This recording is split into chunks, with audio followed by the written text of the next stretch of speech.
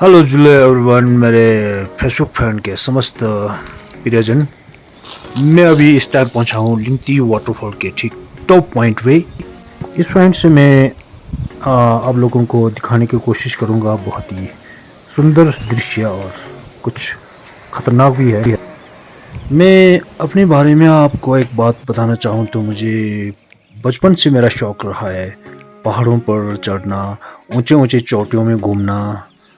तो मेरा ये आदत सी बन गई है। सच बताऊं तो मुझे थोड़ा थोड़ा डर भी लगता है और इसी डर में ही मुझे मजा आता है। तो लीजिए आप लोग भी भरपूर मजा लीजिए इस सुंदर सी मनमोहक सी वाटरफॉल का।